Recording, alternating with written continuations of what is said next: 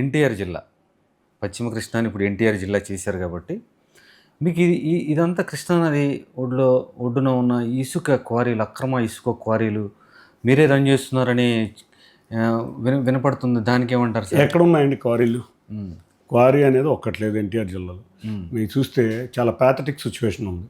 13 క్వారీలకి collector గారు tender పిలిచారు. పాపం 13 క్వారీలకి 13 మంది తీసుకున్నారు.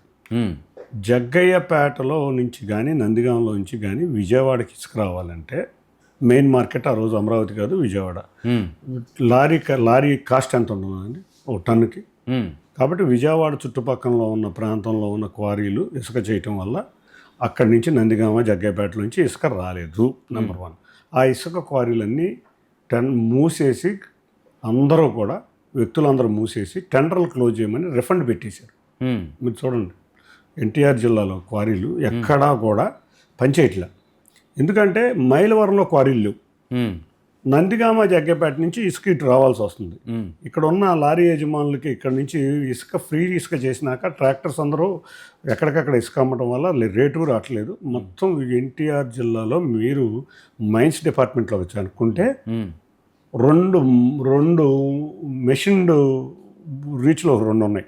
ఆ 2 పని, అది కూడా మన దాదాపు ఒక 6-7 నెలల నుంచి రోజు కంటిన్యూస్గా వాటర్ ఉంటుంది, అవి కూడా పనిచేయట్లే. ఈ 13 రీచ్లు అయితే సంవత్సరం కాలం క్రితమే మూసేశారు.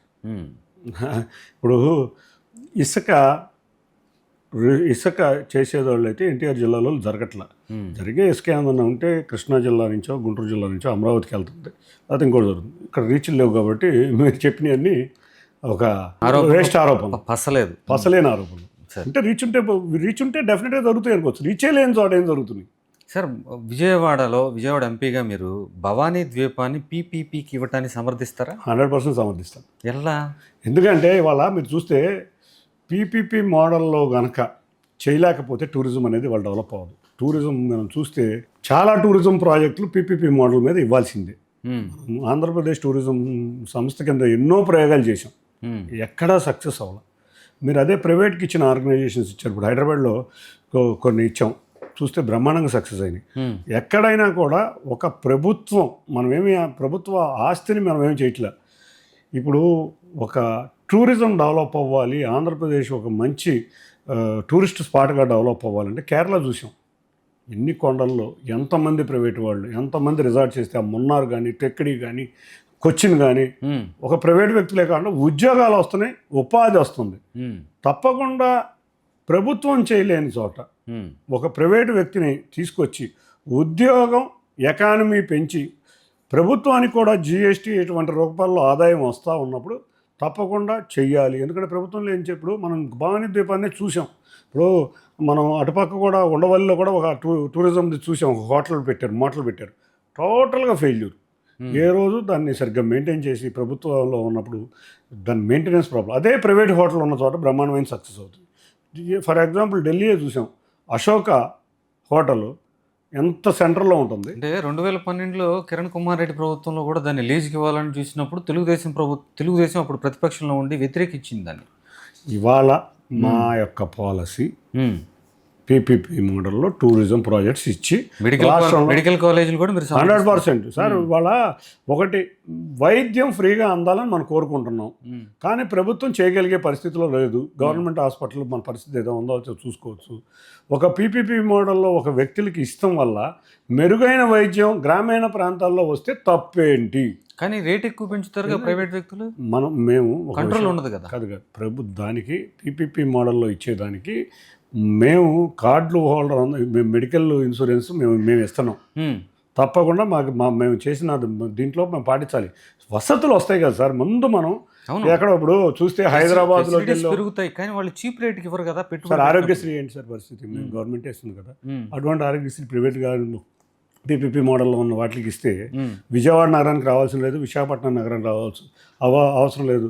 ఎక్కడో ఉన్న మారుమూల ప్రాంతమైన పులివెందుల్లో కూడా మెరుగైన వైద్యం అదే ఆరోగ్యశ్రీకి, అదే పీపీపీ మోడల్లో ఉన్న మెడికల్ కాలేజీకి గవర్నమెంట్ నామ్స్ ప్రకారం ఉన్న రేట్స్తో చేయాల్సిందే. కాబట్టి దాంట్లో తప్పేముంది?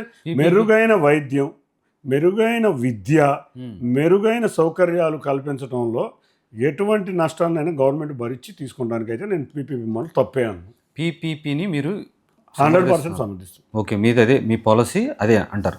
100%. Right sir. అమరావతి రాజధాని గురించి ఇంకా చివరిగా అడుగుతాను. అమరావతి అనేది ఎప్పటిలోగా కంప్లీట్ అవ్వచ్చు?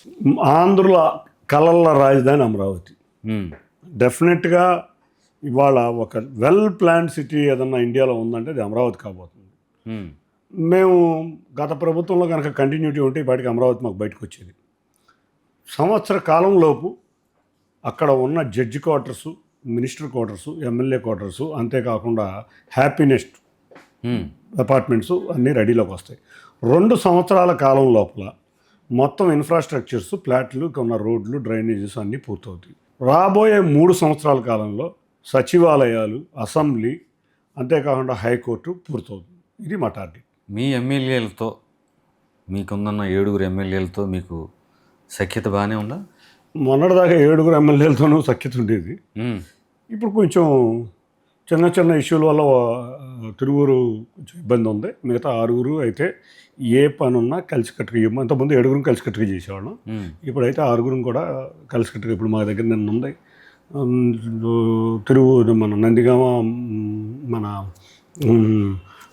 జగ్గేపేట సమస్యల మీద 2 ఎమ్మెల్యేలతో కలిసి వెళ్ళాం. మ్మ్. ఇవాళ ఉంది. ఇప్పుడు మేము రేపు మార్నింగ్ హెల్త్ మినిస్టర్ గారితో గవర్నమెంట్ హాస్పిటల్ సమస్యల మీద నేను, గద్దె రామ్మోహన్ రావు, బొండవమ్మ గారు కూర్చోబోతున్నాం. సుజనా చౌదరి గారితో ఆయన ఉండట్లేదు కాబట్టి శ్రీధర్ని కూడా రమ్మన్నాడు, అది ఆయన ఆఫీసులో. అట్లాగే వసంత కృష్ణ ప్రసాద్ గారు ప్రతి సమస్యకి నేను వసంత కృష్ణ ప్రసాద్ గారు కలిసి అటెండ్ అవుతుంటారు. ఎమ్మెల్యేలు చేయాల్సిన పనుల్లో నేనేమన్నా షేర్ చేసుకుంటాను, నేను చేయాల్సిన పనుల్లో ఎమ్మెల్యేలు షేర్ చేసుకుంటారు.